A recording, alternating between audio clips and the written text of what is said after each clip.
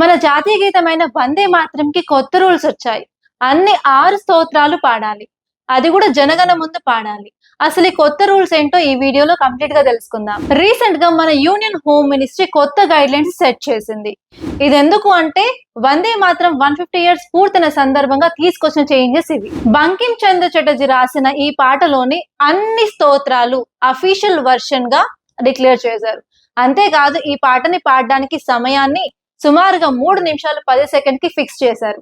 ఈ పాటని ప్రభుత్వ కార్యక్రమాలు, అలాగే స్కూల్లో జెండా ఆవిష్కరణ అండ్ ఈవెన్ గవర్నర్, ప్రెసిడెంట్ యొక్క కార్యక్రమాలు, అలాగే అవార్డ్స్ ఇచ్చే అఫీషియల్ ఈవెంట్స్ లో అన్నిట్లలో ఈ పాటని కంపల్సరిగా పాడాలి, లేకపోతే ప్లే చెయ్యాలి అని అధికారికంగా చెప్పారు. ఏదైనా ఈవెంట్ లో జనగణమన అలాగే వందే మాత్రం రెండు ప్లే చేయాల్సి వస్తే ఫస్ట్ వందే మాత్రం ప్లే చేసిన తర్వాత జనగణమన గీతాన్ని ప్లే చేయాలి అని చెప్పారు.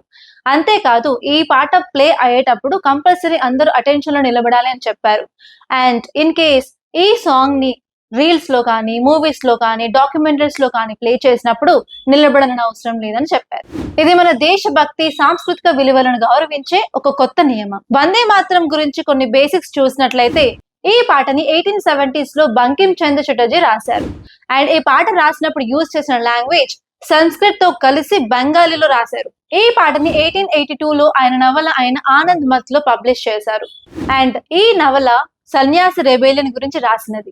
ఈ పాట ఇండియన్ ఫ్రీడమ్ స్ట్రగుల్ లో బ్రిటిష్ వారిని భయపట్టే స్లోగన్ గా మారింది. ఫస్ట్ 1892లో ఈ పాటను రవీంద్రనాథ్ ఠాగూర్ కాంగ్రెస్ సెషన్ లో పాడారు. దాని తర్వాత 1905 లో పార్టీషన్ ఆఫ్ బెంగాల్ లో కూడా ఈ స్లోగన్ ని యూజ్ చేస్తూ ప్రజలు ఈ పాటని పాడుతూ పోరాడారు. ఈ టాపిక్ యూపీఎస్సీ ప్రిలిమ్స్ 2026 లో చాలా ఇంపార్టెంట్. అండ్ మీకు ఈ టాపిక్ ఎలా అనిపించిందో కామెంట్ లో చెప్పండి.